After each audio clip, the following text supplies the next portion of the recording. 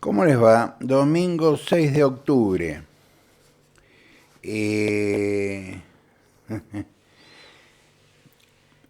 yo la verdad quería aprovechar que es domingo y que no estamos tan presionados por el discurrir cotidiano para reflexionar junto con ustedes en algunas cosas que vengo pensando ya hace bastante tiempo. Eh, La Argentina son, como decíamos el otro día, 40 millones de individualidades que a veces se juntan por intereses comunes o creen que se juntan por intereses comunes. A mí realmente al principio me resultaba indignante, patético, ahora me resulta extremadamente gracioso leer un montón de reflexiones de ignotas personas que no conozco en las redes sociales donde afirman sin ponerse colorados, ¿no es cierto? Eh, Cosas como que la pobreza de otros, la indigencia de otros, es el precio que se debe pagar para salir adelante. Claro, porque ese precio no lo pagan ellos.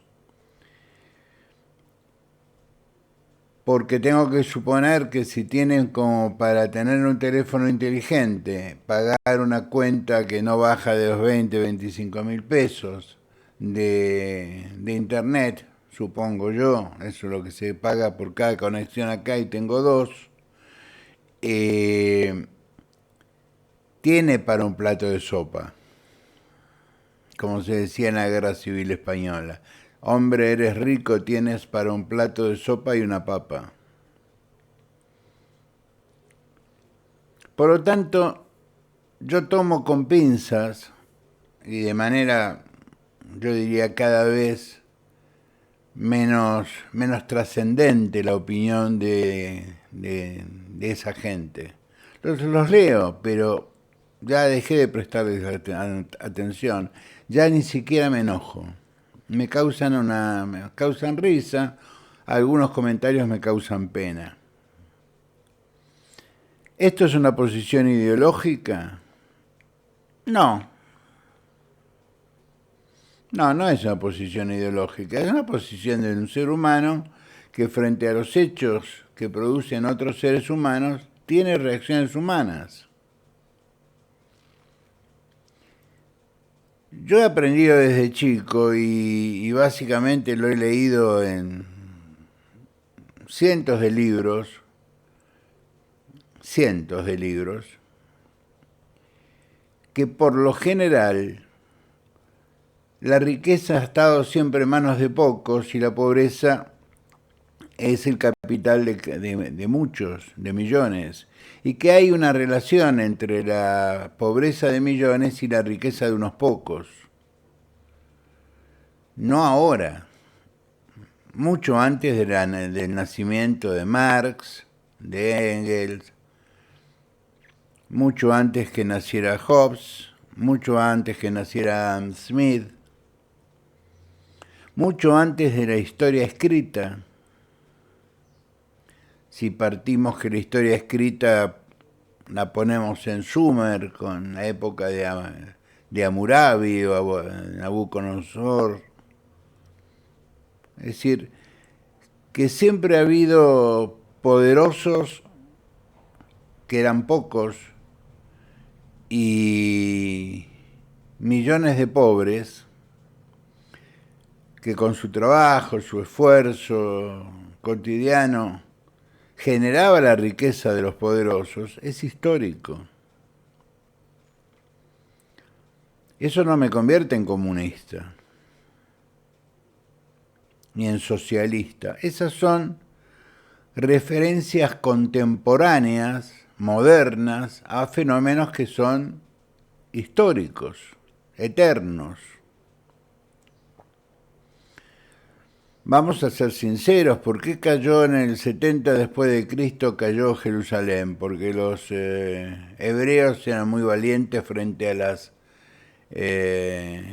legiones romanas. No, porque estaban hartos de pagar impuestos. Estaban hartos que su trabajo, en una tierra muy difícil como la tierra de Medio Oriente, 7 de cada 10 se lo llevara el imperio, un señor que vivía muy lejos en Roma. Así nace todas las revoluciones. Cuando alguien en un momento se calla, levanta la voz y logra unificar a miles como él. Así fue la Revolución Soviética en el 18. No fue una revolución ideológica. Tanto es así que los ideólogos de la revolución de los soviets terminaron todos muertos. Los invito a leer a Lenin. Si no les produce urticaria, porque es Lenin. La inteligencia no reconoce ideologías. Uno puede ser más o menos inteligente según la ideología que elija, eso es cierto. Si uno se convierte en un fascista, muy inteligente no es, porque no admite el pensamiento del otro. Si uno cree que no existen cosas como el capital, la propiedad privada y que todo es comunitario, o es un hippie o es un comunista tonto. Porque el mío, la propiedad, existe desde que uno es chico. Traten de sacarle un chupete o un juguete a un bebé. Va a llorar, va a gritar, se va a resistir, porque ese juguete es de él. Que sí, yo podría decir que la propiedad privada es innata de la especie humana. La solidaridad también.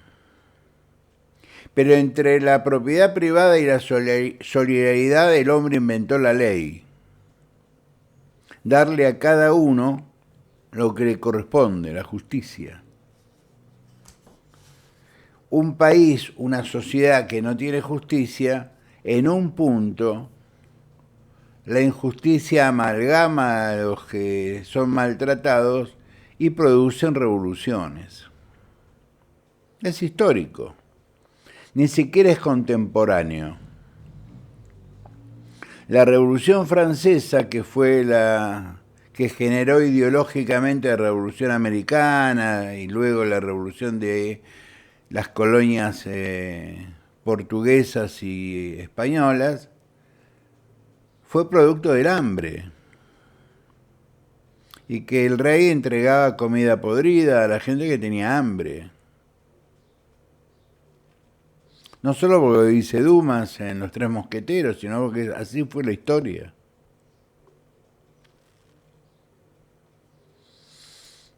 Entonces, nosotros tenemos un país financiero que las únicas notas que leemos en los diarios, en los medios, tiene que ver con el dólar, con la tasa de interés, con los bancos. Un país financiero que es para una minoría.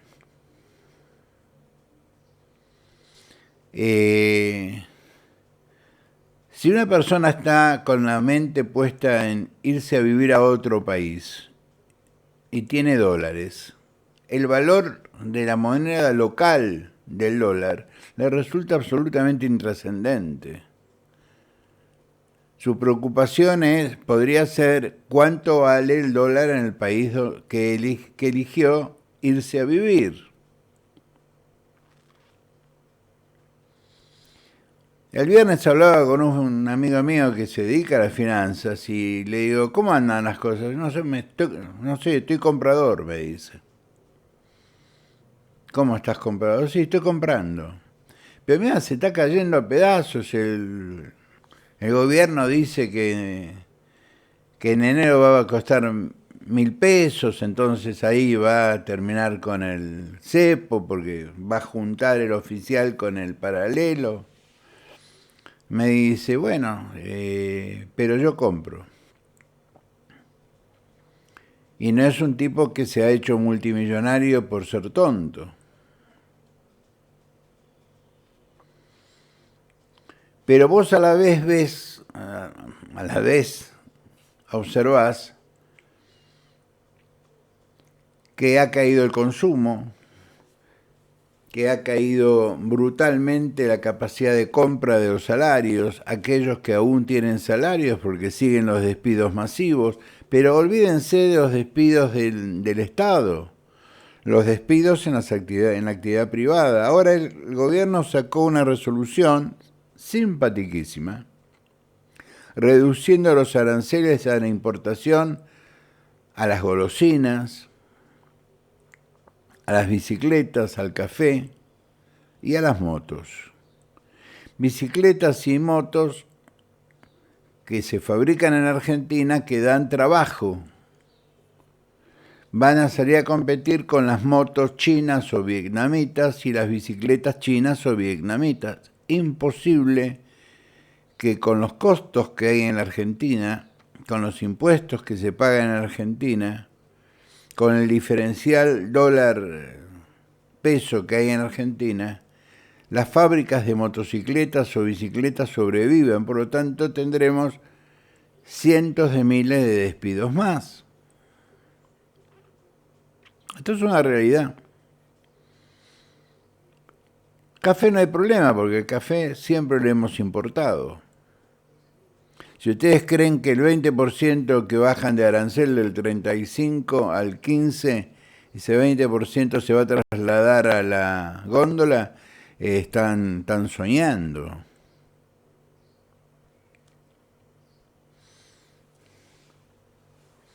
Este es un país que no se ocupa ni de los chicos, ni de los mayores, ni de los enfermos. Es decir, la minoría gobernante le dice a la mayoría que los puso ahí: no me interesan los enfermos, y menos si son enfermos psiquiátricos, porque me generan algunos recuerdos que me ponen de muy mal humor. El caso de el neuropsiquiátrico que hay en la Capital Federal, que es el único neuropsiquiátrico que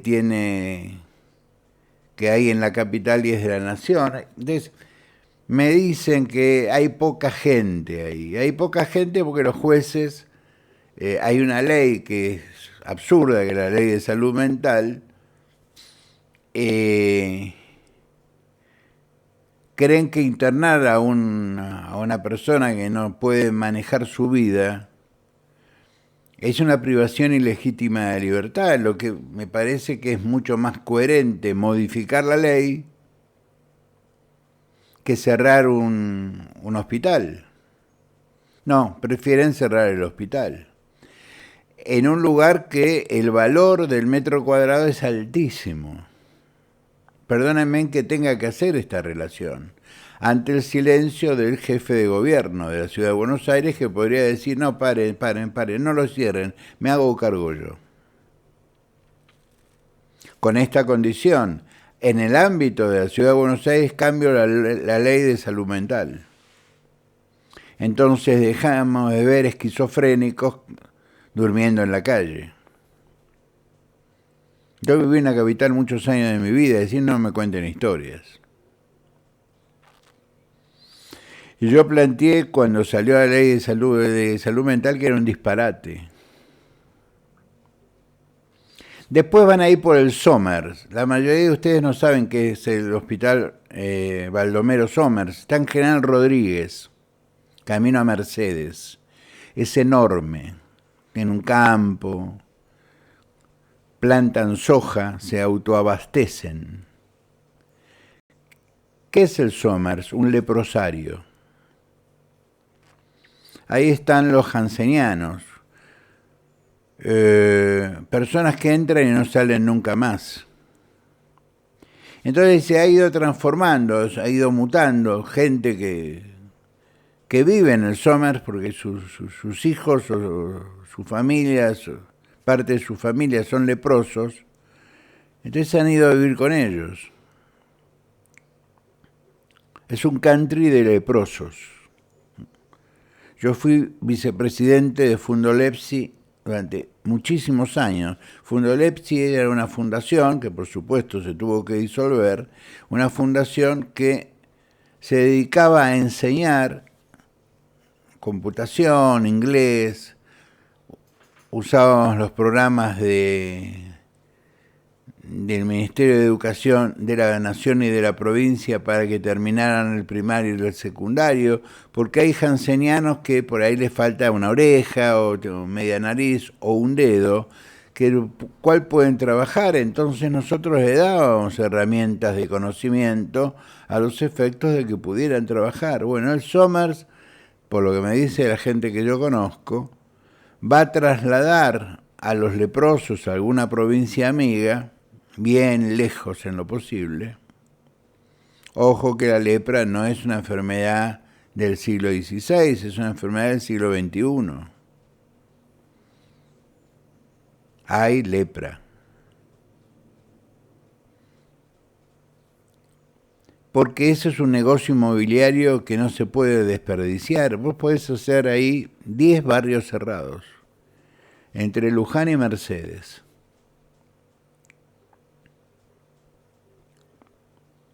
El otro hospital que está a pocos kilómetros de ahí es el Vicente López, que es un hospital general de agudos. Por lo tanto, el Estado Nacional, como quiere recaudar, que de los enfermos se encargue otro. Y nosotros estamos contentísimos. En las redes sociales estamos contentísimos, porque el Estado no gasta en gente que a nosotros no nos interesa, que son los leprosos, que son los chicos, que son los locos, porque no tenemos locos ni leprosos en la familia, y los chicos que tenemos más o menos, sí, nos quejamos que aumentó el jardín, nos quejamos que aumentó la prepaga, nos quejamos de que aumentó el colegio privado.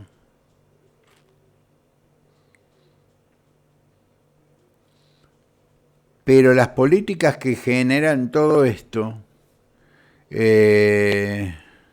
son aceptadas por la sociedad cada vez menos, pero son aceptadas. Ya las encuestas empiezan a blanquear que la popularidad del señor presidente se derrumba. Y encima,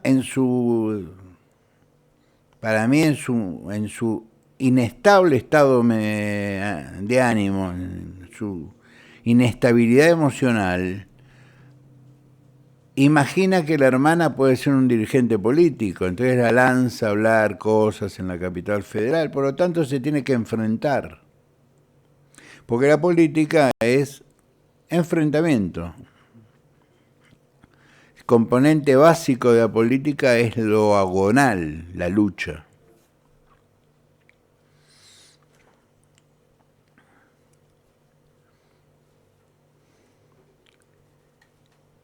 A mí me da la sensación de que estamos en días muy complicados.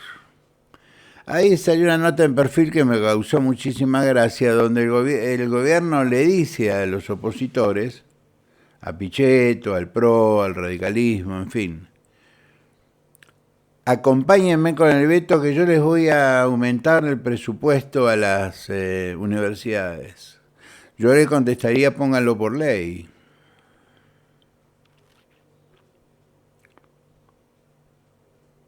Si no es discrecional, absolutamente discrecional.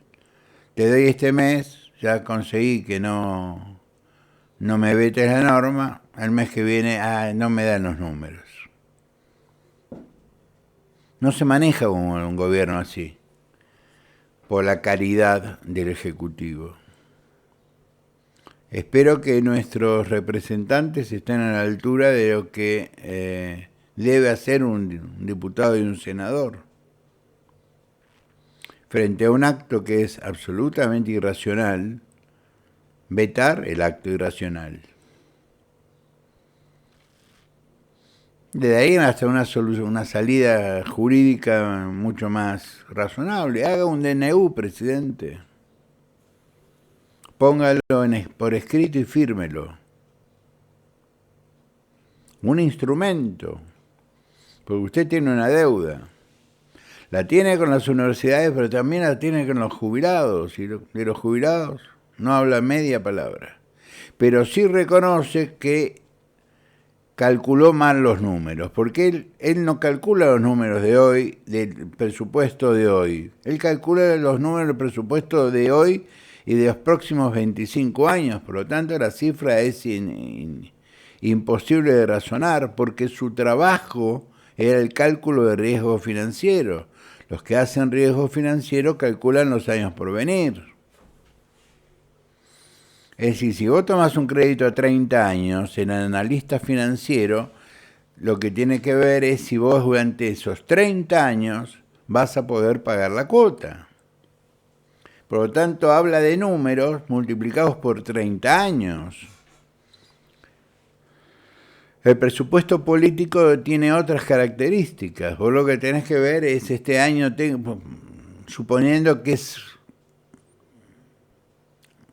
racional no tener un déficit, porque se le metió en la cabeza que tenemos que tener déficit cero, y para tener déficit cero no le pago absolutamente a nadie, ni a jubilados, privatizo todo, echo gente, se cae el consumo, se cae la recaudación previsional. Los ultraortodoxos te dicen, bueno, se cae la recaudación previsional, pero no pago empleados públicos. Pero el Estado tiene otros gastos. El paso de ballet del oro en Londres a mí me causó muchísima gracia. Se lo voy a explicar fácilmente, para ir redondeando.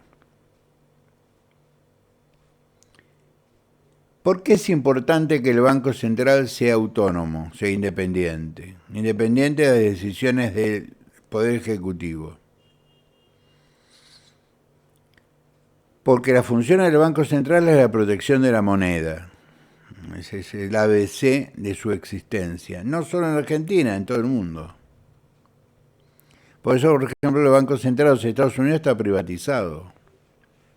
La Reserva Federal es una empresa privada. Por eso la gente le tiene cierta garantía. El Estado no se va a meter. Es decir, el Estado americano le alquila el dinero a la Reserva Federal y por ese alquiler paga.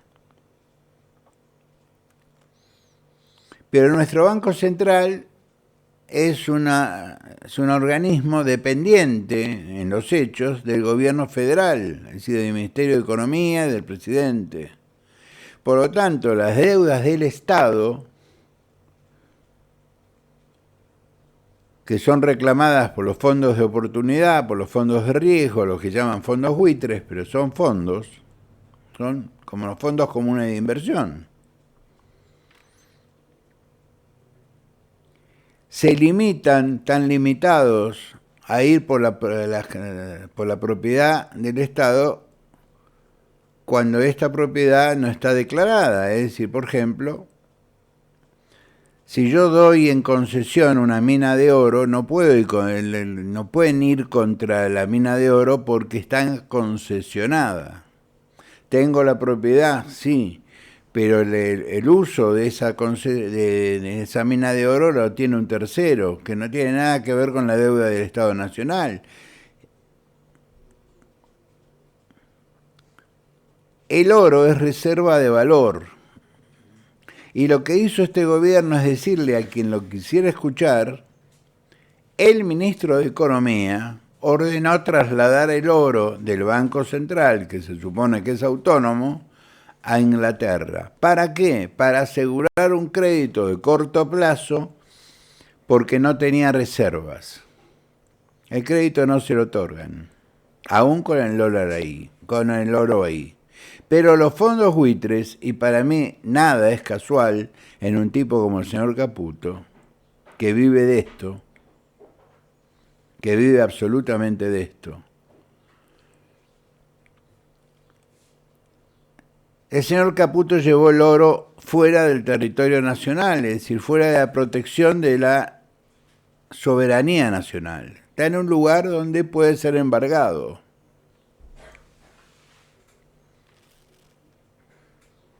Así de sencillo. Y cuando digo que Caputo no puede cometer este error, es como que alguien, como un abogado que ejerce, que procura, se olvide de presentar un escrito. Le venció el viernes y no aprovechó ni siquiera las 2 primeras del día lunes. Se olvidó.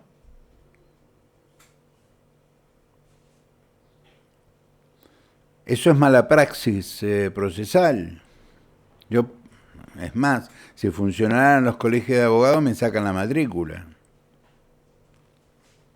Privé del derecho a un justiciable, a mi cliente. Por lo tanto, yo no me creo que Caputo sea tonto. Ni me creo que sea gratis el hecho de llevar el oro a Inglaterra.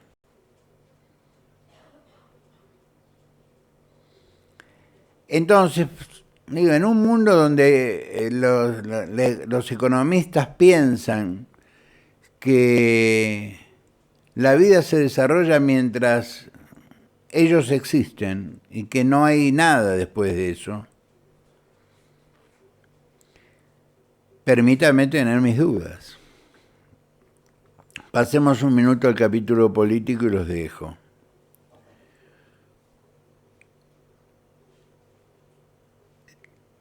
La Unión Cívica Radical va a vetar el proyecto, es decir, va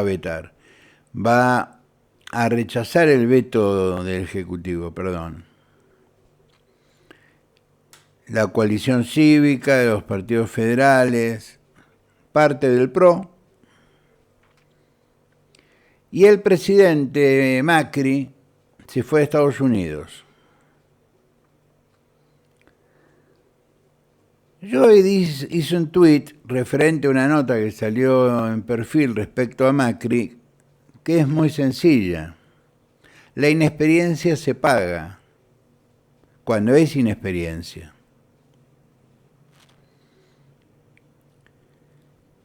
Nadie le pidió a Macri que regalara su prestigio y los pocos votos que tiene, porque según todas las mediciones, Macri está en 15% de imagen positiva, 10-15%. Y fue un buen presidente, pero la imagen negativa es altísima. Nadie le pidió que dijera todo mi apoyo para Milei. Iba a ir solo el apoyo a Milei de todo el mundo que no era peronista.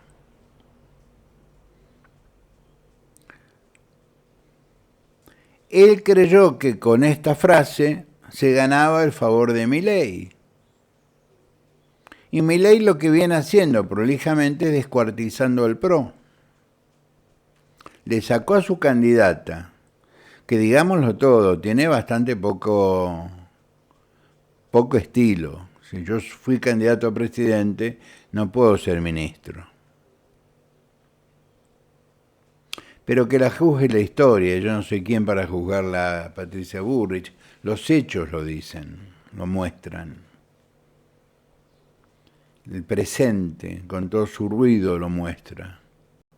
Me imagino cuando dentro de unos años se analice con frialdad estas conductas, estos giros copernicanos de Patricia Bullrich, no será bien tratada por la historia. Pero volvamos a Mauricio. Lo dice un tipo que, como ustedes saben, abogó por ella.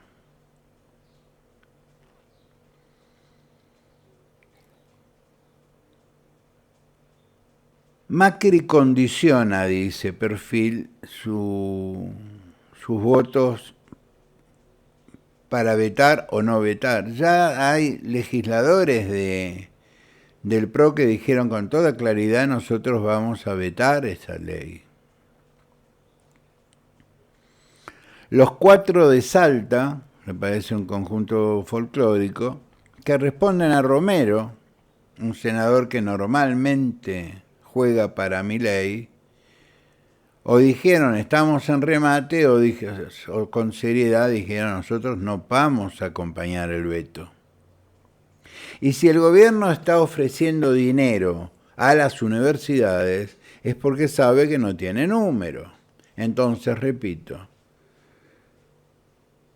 vamos a confiar en un gobierno como el de Milei, diciendo, bueno, te vamos a apoyar en el veto, como hicimos con los jubilados, y vamos a esperar de que no tengas un ataque un ataque neurótico y te olvides de transferir los fondos. Porque si sos capaz de cerrar un neuropsiquiátrico, sos capaz de cualquier cosa.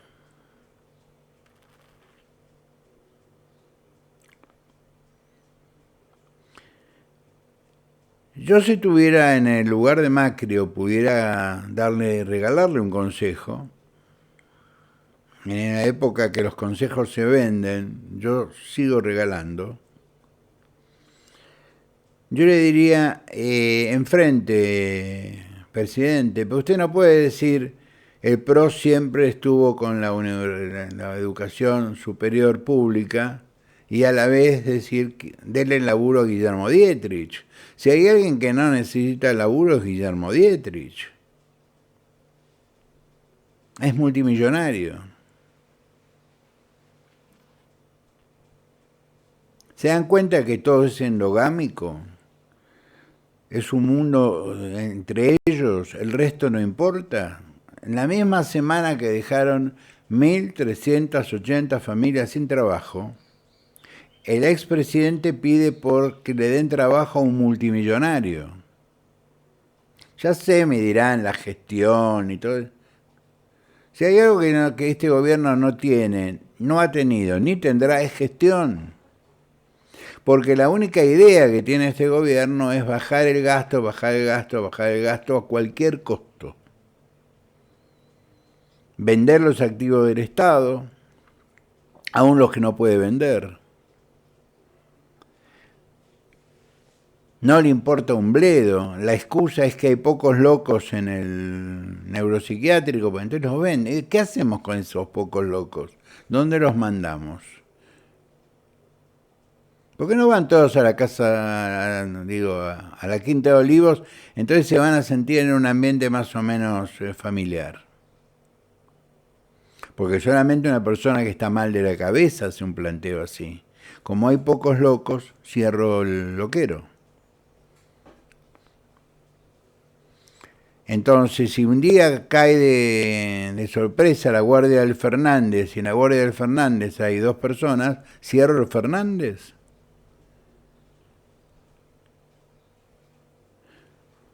O voy al Rivadavia, o al Argerich. Vuelvo. Hay pocos locos porque hay una ley que hay que modificar de forma urgente. Una vez que modifiquen esa ley en forma urgente, va a haber mucha gente internada en el neuropsiquiátrico Bonaparte. Eso le va a dar trabajo a un montón de psiquiatras que cobran, que están médicos, enfermeras, especialistas, que como son funcionarios públicos les renuevan cada 3 meses. No hay cosa más cruel que no permitir a alguien desarrollar su vida personal porque no sabe si dentro de 3 meses pierde su trabajo. Es decir, no puede comprar nada a crédito. No sabe si dentro de 4 meses va a poder pagar el alquiler, si alquila. Flaco, echarlo o hacer un contrato por 1 año, como se ha hecho toda la vida. Pero frente a este tipo de locuras, que la gente ya tiene los coquitos al plato, la gente común, aún los que no son empleados públicos, aún tipos como yo, que no tienen ningún tipo de problema, ya nos estamos hartando. Que una minoría absolutamente minoría, que se cree esclarecida, decida sobre la vida de millones. Y repito, esto no es una posición ideológica. Yo diría que hasta es una posición religiosa. Si no, lean el Sermón de la Montaña los católicos, lean el Bhagavad Gita los hindúes, lean el Sagrado Corán los musulmanes. Y los que no son de ninguna de estas tres grandes religiones, tengan sentido común. Nada más. Nos vemos el miércoles. Un cariño, sean buenos, pórtense bien.